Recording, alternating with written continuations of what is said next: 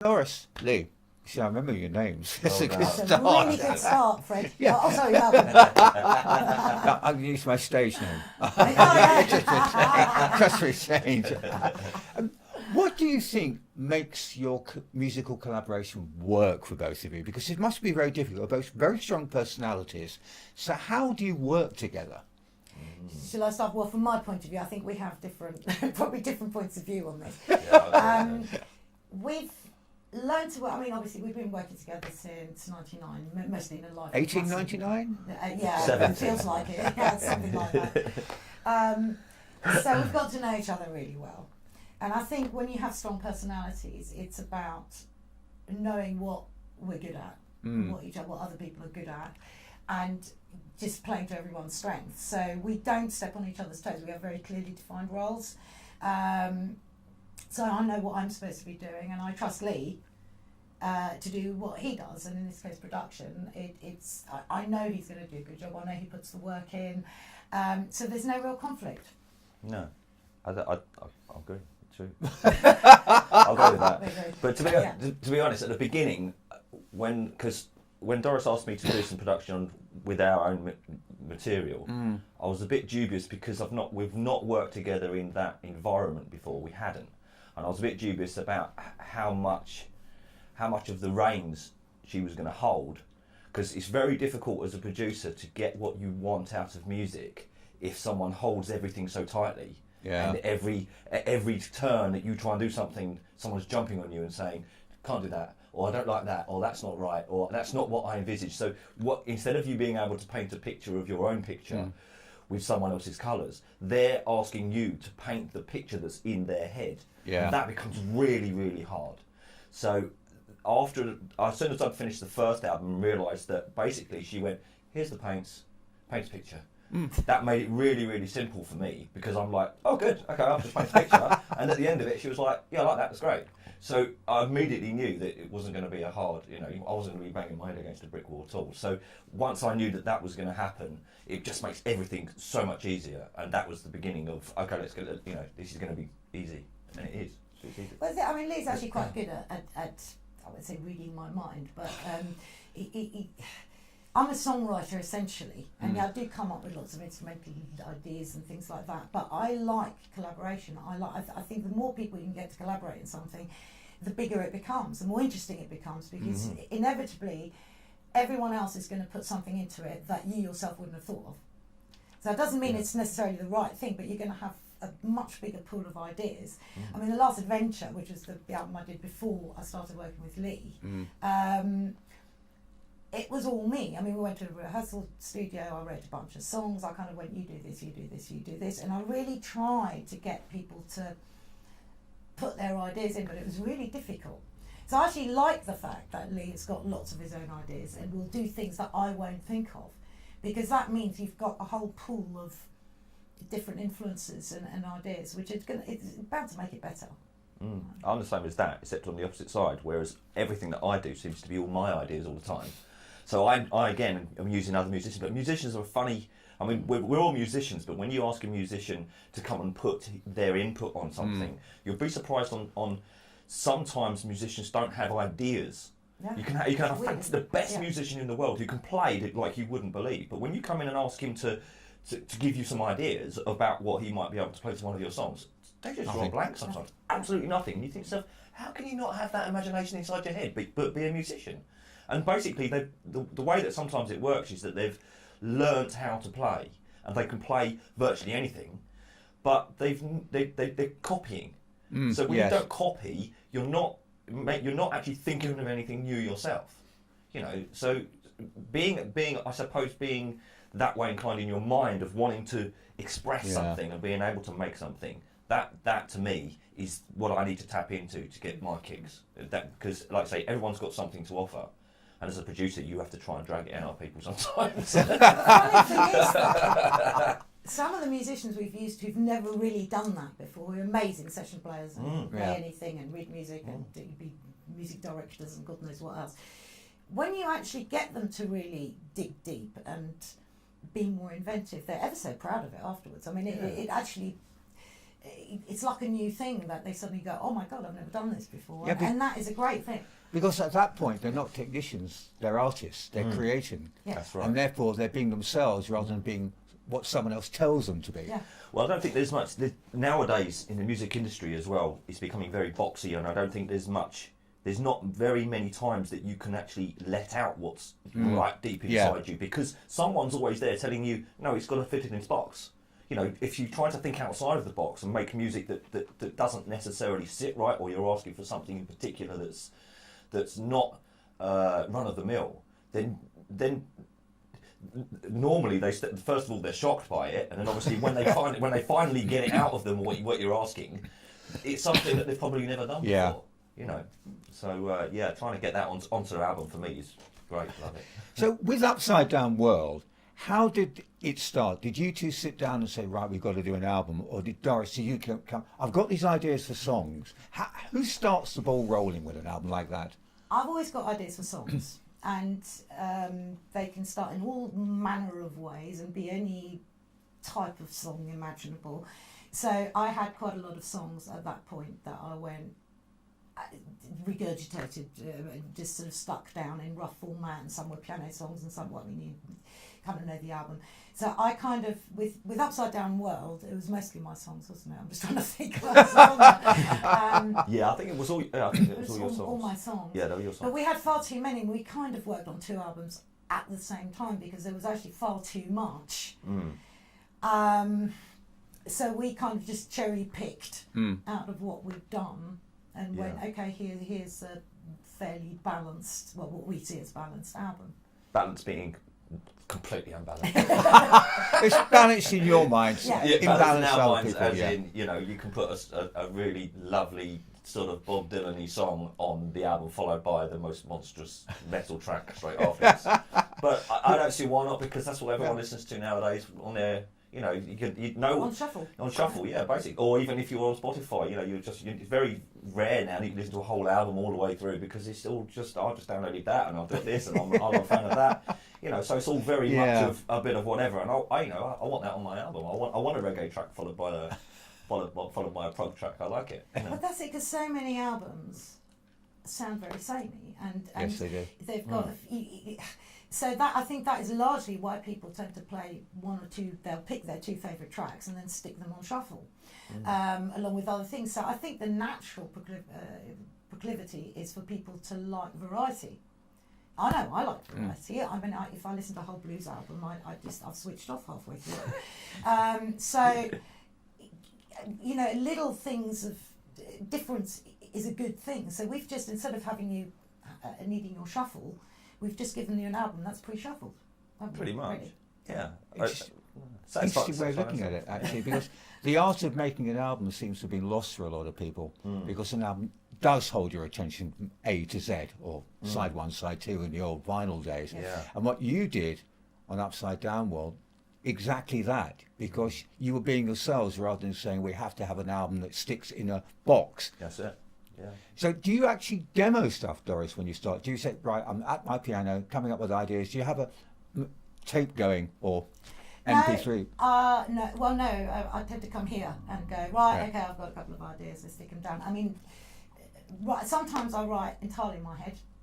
And it kind of takes shape, and then I have to go, right, okay, what key is that, and obviously jot down the lyrics and either work it out on piano or guitar. And so when I come here and I've got an idea and I've got some lyrics, I'll either go play it really badly on the piano to a click, which then poor Lee has to sort of tidy up so that it's bearable. And if I've got any other ideas, I might go, right, and I've got a guitar line there, and I'll go, right, Lee, I can't play it, but it goes a bit like this, but just fast. Can you sort it out? So any ideas that I've got on whatever instruments, we kind of stick down. Then I'll stick down the vocal line and a harmony or 2, and depending what's in my head. And then that's it, and I'll go, there you go. And then Lee has the dubious pleasure of deciding what to do with it. Sometimes it's more straightforward than other times. Sometimes, and again, I tend to say, And there's a middle bit, do with it what you like. It could be more developed, or you can extend it, or you can, you know, and sometimes Lee will play with it. Sometimes it is as it is. Sometimes he'll add in a brand new bit, like in, where did you add a brand new bit? In I Slap add Me brand When You new Die. bits all the Yeah, time. Slap Me. That whole big metal bit, that was Lee. All right, it's a question for you two. Do you know where your ideas come from? Or do they sometimes appear and you say, I don't know where I got it from? Yeah, life is a mushroom. I've no idea where that came from. It was literally, I don't know what I did. I don't know. The drummer that played on that track, he said to me, it sounds like Wish You Were Here, something like a holiday thing, Wish You Were Here from like 1980. And I was like, yeah, maybe. I don't know, but it's like a really strange thing. I think a lot of the time you're just trying to break boundaries for yourself, or for myself. I'm trying to say to myself, because you've got to remember, when you're working on something, if you keep painting the same picture, the picture gets boring. Whereas if you're trying to do something different, it's really difficult to do something different for yourself, because you're out of your own comfort zone. You might not know the area very well, as in, you know, you might not know how to express in that way. There's lots of different reasons why everyone writes in a genre. So the easiest way to get out of that is just to try and write in a completely different genre. And when you do that and go, oh, I can actually write a ballad, you know, and it's not really cheesy and it actually sounds good, then, you know, on Eclectica, there's the one which is just, it's only got drums on it. It's just drums and just piano and her vocal. And at the beginning, I could have put a guitar over it, I could have put some bass on it, and I tried with all of these things, and I thought to myself, no, it just needs to be Celtic. It needs that Celtic feel, and it needs to be, sounds like it comes from Ireland or from Scotland or whatever it is, just loads of drums and a vocal and a piano. And it just works so well. And immediately that was like, leave it. You know, that's it. I mean, I could have very easily turned that into a metal mayhem track, but I just thought, no, that doesn't, you know, that's not right. I mean, we've also explored with some different ways of writing, again, just to push those boundaries. So rather than me just turning up with, here's some ideas, another song idea, another song idea, and various ways and guises, and some with acoustic, and some you play that riff, and some on the piano. So, for example, we did this on both the last album and the one before, I mean, on Upside Down World, where we tend to bit muso. Me and Lee are both guilty of that, and we both tend to go, no, it's too boring, make it more complicated, make it more of a challenge. So it was actually an exercise. On the last two albums, it has been an exercise to go, no, we need one straightforward rock song. Because most of our listeners are rock fans at the end of the day, even though it's all a bit wibbly wobbly and all over the place. But and 7 out of 10 will want that slightly more predictable rock song, and we should give that to them. So hence Devil on Upside Down World is the more predictable kind of, I've heard it before, it's a style we recognise. And we said, yeah, we need that rock song that is more radio friendly. So I said to Lee, I said, yeah, just do some, because Lee's mind works more in drums and in general feel, whereas me, I'm more melody and Right. So I said, give me a bunch of guitar riffs, just give me some riffs, and he said, oh yeah, I've got loads of those. So he kind of, yeah. So in that instance, he sent me some riffs, and I kind of picked that one out and went, yeah, I can write a song over that, and I sort of grabbed some lyrics, and it was very unorganic in that sense. It was, here's a riff, it works, let me write something over the top of it. So that's how that came about. Right. And we did similarly with Eclectica, we did that again with, I wrote a bunch of lyrics and Lee came up with a riff, and we kind of developed that. But even more so, we've actually now we're trying to involve the other musicians who work with us regularly to write with us, and you know, so we keep developing it, we keep changing it, and trying to get more influences, and you know. Yeah, I think at the beginning, it was a case of we're not interested in what anyone else thinks, and we were very much narrow-minded. Whereas, you know, there has to be a little bit of give and take there with the industry, because you know, if you haven't got a song that anyone wants to hear on a radio, or it's 10 minutes long, someone somewhere's going to go, maybe not. But then there are other stations that may say, yeah, maybe. You know, so you sort of do start tweaking bits here and there to make sure that you're sort of appealing to a wide range of people, rather than just the people that want to hear a 10-minute massive what is going on, instead of someone somewhere might go, especially nowadays, because they download one song, so they can go through your whole album and go, oh, I like that one, and they'll just buy one song, which happens loads, just that one. And I don't know why they want that one, but they obviously like it. The one song. One song. We've always sold, even on iTunes and so on, we've always sold more albums than but some people do buy one song nowadays. They can just go, that one, that's the one I want. But there isn't one song which represents you. No, there's not. There is not. There really isn't. No, there's not. And that's what I like about it, is that I remember when I was younger, and I remember you were younger. I was once, and I remember that Faith No More had that branding on them, and they could play virtually anything. Yeah. But even when they did, they couldn't really. They didn't really come out of their shell and play. I mean, they were very sort of, what's the word? I mean, I know that Mike Patton does all sorts of other stuff as well, but I remember thinking to myself, it's true, but I've never heard them do a reggae track. I've never heard them do lots of different genres. Yes, they can change, and they're very good at it. I like it. But I remember taking that and thinking to myself, let's make that a bit bigger. Let's make that variety really big and see what happens. Because everyone's always said pigeonholing a band is what you need to be able to promote it. Which if you take the pigeonhole away for everybody, everyone goes, well, how am I supposed to? Loads of people don't like it. Because they don't know what to say. How do you describe it? And even with reviews and things, it's like, where do you put it? Do you put it in the blog section? Do you put it?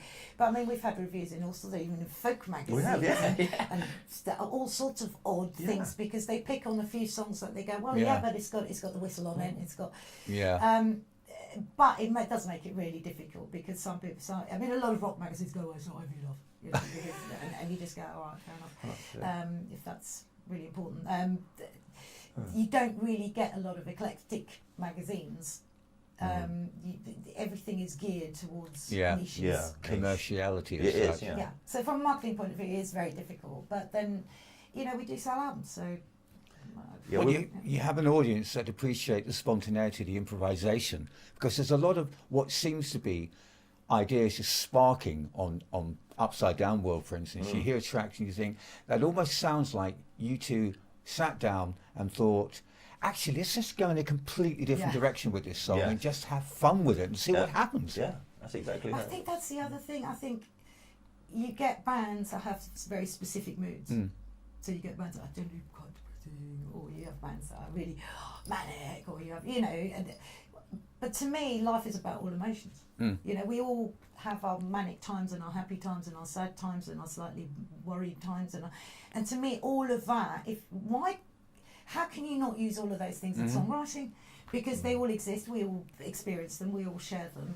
And again, I think it's kind of, we make albums for all moods. Yeah, yeah, pretty much. Yes. Obviously, you're a partnership, artistic partnership, shall we say. Do you feel the need, each of you, to compromise with the other? Is there a case of Doris who's saying, I've got these wonderful lyrics, but I'm not sure that Lee's going to go with it? And do you actually come up and say, that riff, I don't think that's what Doris would want me to do? Or do you basically deal with it? I don't think that it's anything to do with each other. If there's ever that confrontation of, I don't think Lee's going to like it, it won't be because I don't like it. It will probably be because of a reason like, who do you think the song should be? We had this with Love App, exactly the same thing. Exactly the same thing with Love App. The lyrics that she'd written, I felt didn't fit the person who was going to buy the song. Right. Rather than, we had this discussion. Exactly the same thing. We had a discussion about it, and it wasn't an argument, and it wasn't. But I'd actually written about 10 verses. I'd way more than I needed, and I just kind of blurbed off a whole load of stuff. But it was written from a woman's point of view. So, and this is exactly the discussion we had, because there was, and the big difference. I mean, if you think about a love app, you've got an app that basically can make somebody else do what you want them to do. Brilliant, lovely. But for blokes, it's going to be nurses' uniforms, perhaps. And, you wouldn't look good in uniform. Bringing you beer while you're watching the football, that kind of thing, driving you back into the pub. I mean, it's going to be all kind of very rock and roll and sex and booze orientated. Now, for women, I hate to disillusion all you guys who don't think so, but if I could do that, my bloke would be bringing me nice cups of tea, he'd be doing the washing up, he'd be massaging my shoulders, Yawn. he'd be going shopping, he would leave me alone to read my book most of the time. You know, that's the difference. So, of course, my lyrics initially were very much from a female perspective, as in, you know, you're gonna make me cups of tea and you're gonna say nice things. And Lee was just going, mate, this is really not rock and roll. And I was trying to explain to him, but yes, but I'm a woman. You know, I am a woman, and I hate to say this, but this is where we, you know, tend to differ quite a lot. We would be using this thing very differently. I can assure you. Yes, you would. But as we discussed it, it suddenly also dawned on me that actually, that you are right, because most of our audience are blokes. I mean, probably 90% of the people who come and see us play and Which is a write shame. us regularly. More women, and, please. yeah, we need more women. Where are you all? But yeah, so I thought actually you're right from that point of view, because they're going to identify with the male point of view a lot more. And actually, I quite like the way it's turned out, because now I think it's even funnier, because I just think, yeah, right. So it's kind of, you know, treat you like a dirty whore. I mean, you know, you just think that's actually coming from a woman. Coming from a woman is an odd thing to say, isn't it? It's kind of funny. You kind of think, yeah, It's a funny thing to say in a way. exactly. Yeah, definitely. So I kind of like that, but that came about by discussion, and some of the verses did fit that I'd written, and some he was going, no, you got to leave out the tea, mate. Just leave out the tea. Yeah, just Too many cups of tea. stop your cups of tea and massages. Stop it with the lap It's not rock and section. roll. I don't want to hear that. Women might want to hear it, but not Stop me. it with the old grey. Come on. Yeah. So yeah, that's the only reason why. I mean, we never have any. There's never any. Don't have rows, but we have musically, discussion. it's not about that. I mean, I think that we've worked with each other so long that you've got complete trust in the other person, what their capabilities are, and you wouldn't, you know. I'd very rarely say, oh, how about changing a melody line, because the melody line is written to go with the song in such a way that it complements it, so you don't need to. He doesn't like everything I write. Somebody go, oh, I hate that song. Oh yeah, but that's not, you know, that's just it's one person's. Well, that's its subjectivity. And sometimes he changes his mind, but mainly because of the way he's produced it, and he goes, actually, I really like it now. Yeah, it takes a long time for me to. If I like a song immediately, then it's probably the same with everybody. If you've got a song that you like immediately, you will get sick of it after playing it 5 times. That's a fair point. If you've got a song that you don't like immediately, you will play it 20 times and go, I like that song now. Yeah. That's how songs work. It's got to have some hook that makes you want to go back again and again and again to get to that point where you really like it. Or just do what the radio station do, and they just keep throwing it at you over and over and over again. Until either you're sick of it, or you go, yeah, okay, I like it now. I like it now. You've done it to me. That's true. When you write lyrics, Doris, do you have a story in your head? Do you know what? I write lyrics in lots of different ways. So again, I don't have one songwriting method. Sometimes I just have an idea, like Love App or like eBay, or I mean, there's some really typical examples. Sorry, you know, there's some songs which are a sort of concept and the lyrics come first, and I will write down, literally write the lyrics and then sort of set them to music. But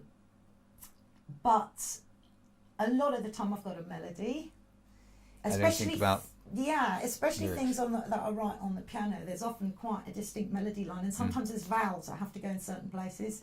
Like that's got to be an R sound and that's got to be an U sound. So then you become really restrictive as to what you can actually fit in these. It's a bit like a jigsaw puzzle. So you have to kind of go, right, what sort of meaning? I mean, sometimes there's maybe one line for the chorus, and you go, okay, that fits really well. Let's build a theme on this. So sometimes it's kind of a bit obscure and a bit. I mean, Act of Defiance was kind of like that. That was a sort of set melody, and I had sounds in mind, and so there's always songs like that. And sometimes I've got a great chorus, and then I have to go, oh, what else do I want to say? You know, and other times it's like in 5 minutes. So yeah, it really, really depends. It really varies. I think some of my best lyrics are done when the lyrics are first, and I've got that concept. I mean, Love Up was a concept. That's not true. Some of your best lyrics are done when you've You're got so the not. right ump. Yeah, you're so not. Probably one of the When best you've got the lyrics. right ump. You're so not. That's when you write it. It's like, that's- what's that? What is that? You're in the right mood? Yeah. What's some lyrics? Yeah. Good. Okay. Yeah, what's happened? Oh, has it? Yeah, right about that. That's great. Done. Get a life. Yeah. You're so not. That's it. Do you ever come up with an idea for lyrics? I've got this idea. What about doing lyrics about this subject? No, that's never happened. Is it? No. But he I've has done that written yet. some No. lyrics for on Eclectical. So, On Eclectical, I wrote some lyrics, but it was I wasn't even. I don't know why that even came about. I don't know. It was probably because it was already. I was going to use it for something else, or there was it was just around, or we decided that we was going to make this song, and I was Right. like, oh, this fits, and it just did. It didn't. We didn't even get to talk about whether we should or shouldn't or whatever. I mean, to me, it doesn't really matter who writes what. It No. matters to the end result of Right. You've got a good Who's- album, you've got. how it Yeah. works. That's it. That's the important thing. What about the other musicians you bring in?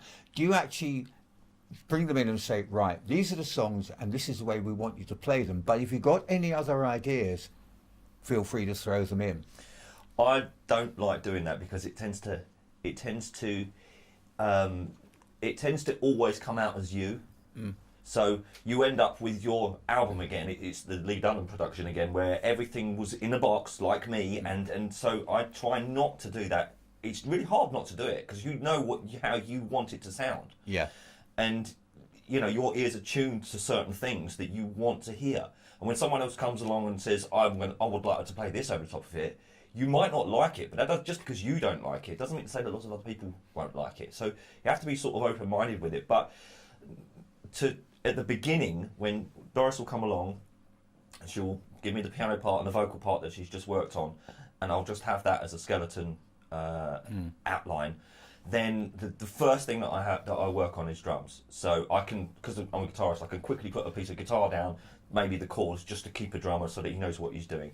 Then once I've got the drumming, the most important thing is that how the drums make the overall vibe of the song. Right. Once I've got the drum track, so I can bring a drummer in and I'll just say to him, here's the track, play it in any ways that you like, as many times as you can, over and over and over again, in different genres, in different ways. Think of every possible way that you could play this song, even push boundaries so that it becomes stupid. So, I'm sat here with Sam and Steve and have actually laughed out loud at what they're playing over the top of something. You think, that is just ridiculous. But, you know, trying to play in 13/8 over the top of a 4/4 riff until it comes back round 7 times before it comes back round, that you're like, I can't believe that's actually worked. And they're like, yeah, did I do it? And you're like, yeah, you did it. Yeah, that sounded ridiculous, but you did it. Yeah, But well done. Well done. Yeah, you did it. Yeah, and at the end of it, and then you sort of go away for a few days and do something else, and you come back to it. And when you go through it, what I tend to find is once you've slept on it, you can come back to it, and you'll find that when you listen through it, there'll be one bit of it that you go, that sounds it. And as soon as you've got that as a first listen, to me, there's no point listening to the rest of it. Cut it off, and then, I mean, this is obviously just pre-production stuff, really. So once I've got the drum track set, then I can obviously bring the bass player in and say to him, this is what he's playing. Follow his kick drum patterns. You can play any notes you like. I couldn't really care less, but try and feel what the drummer's playing, because obviously we've still got the vocal line so everyone can hear what the melody is, and try and accent the melody lines if there's any harmonies that you need to play or whatever. And then once I've got that, so you end up with this basic track. And then what I'll do is I'll get the drummer back in again and say to him, here's what we did last time. Now I want you to play it again with expression and feel, so that you play it with any pushes that you want to put in, or any Right. accents here and there. So the bass player can then come in and follow that as well. And because the drummer always records first, it's important that the rhythm section know what they're going to play before you record. Because otherwise the bass player will come in after you've recorded the drums and go, I want to put this in. And you'll go, well, why didn't you tell me that? Because the drummer could have played that as well, and it could have been really tight and made to sound amazing, instead of you playing this particular rhythm and the drummer's still not copying you, if you like. And there's no, it doesn't do this. It's just sitting there on top of each other. So normally that, like as we discussed earlier, normally that is acquired touring. And it's normally done in a rehearsal studio, and touring and moulding the song over and over and over again. Whereas this, to me, is a quick way of being able to get a song from nothing, or just a vocal line and a piano, to a big song in a very short space of time. And it seems to work because of the songs that we write are very complex. I think they are anyway. Some of them are, yeah. But in the complex songs that we write, they are complex, and they're not possible They're not possible to make unless everyone, you would assume, is in the same room being able to talk about how it is. But because they work with me, I understand what everybody's trying to tell me, and so I can just relay that to the person who's going to put down. So if the drummer's telling me this, then I can just, and he's not here, he's done his bit and he disappears, and you get the bass player in, I can just relay exactly what he was trying to say to the bass player. So not everyone needs to be in the studio at the same time. I mean, most bands are not in the studio recording at the same time. They go in, they do their bit, and they're gone. Yeah. You know, that's how it works. And so I just take that to the next level of being the middleman and being able to record what they've recorded, tell the next person that they already know because they've done the pre-production anyway, and then it's just a case of putting your part down, play it properly, jobs are good. It's probably easier in some ways It's than much being in easier. a rehearsal studio, because if you've got a whole band there, you've always got it's usually the keyboard player who just wants to play over everything with no, to use somebody in particular here, but just I just want to play. I don't know, dynamics, what's that? And to actually get people to communicate and to really drum down on ideas takes quite a force of character, which I mean, again, with Last Adventure, it was You tried to do that as a band with them. work, but it was hard work because then also you've got different personalities, and you've got one musician who's very sensitive, so you can never ask him to change what he's playing. You just have to suggest things and say, you know, just for me, can you just try this? And you know, so that there's no bad moods, or and just trying to bring out. I mean, it's difficult in some ways. It's probably easier to do this because you're only dealing with one person at a time. Yes. So you're going, right, I know this person, I know how to deal with this person, we can work through this. And then, you know, rather than having to deal with another 4 people at the same time who've all got their little things, and that person never shuts up and keeps it every time you try and talk, they want to fiddle about. And so, yeah, I mean, I can imagine that being a lot less frustrating. Yeah, it is. Although the musicians we have at the moment, all of them are very composed, they're very professional, and I mean everyone that we've toured with, even Wishbone Ash, whoever, they all say how professional the band is. We, you know, it's because we've done it for such a long time, and we know exactly what we're supposed to be doing, basically, on it live. You mentioned Wishbone Ash, and obviously you did tour with a band like that. When you are on the tour where you're opening for a band who have their own audience, do you go on stage feeling, oh good grief, we've got to really work extra hard to get across to an audience who are there for another band? You know, well, we always work extra hard. Our whole shows are there not just for people who already have heard of us. There's always going to be a few there, and hopefully they'll be very excited to see us. But yeah, it's in mind that there's going to be a whole bunch of people here that have never seen us before. We are going to make an impression, but we don't do things by halves ever. So, you know, when we put a set together, again, we want it to be varied. It's like, who's our audience going to be? We need this, this and this, but we don't want to be, you know, probably stay away from that because this particular audience isn't going to get that so much. But we make it very visual with with the lights, the drums, the laser gloves. So if you've never heard of us before, and even if you don't particularly like the music, you're still going to really enjoy the show. Because there's so much visual, there's so much to look at. We make sure we talk to the audience, we say hello, you know, there's a lot. We always put a lot of effort in, but then by the same token, we don't really understand bands that don't make the effort. To us, that's a bit alien. I think it's because we do so many projects live, and so we know how important it is, the communication and the show aspect. A lot of older bands get away with just standing there and playing, and that's brilliant, and I'm very, very happy for them. But I think if you're not that known, you only damage yourself by not making an effort.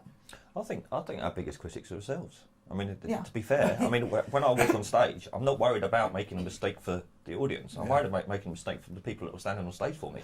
But seriously, because when I walk on stage, I don't want them to turn around and go, "Oh, you really messed up, didn't you?" Because I feel bad for them having to stand on stage. And the funny thing is that the whole band is trying their hardest to make sure that they're all playing for each other.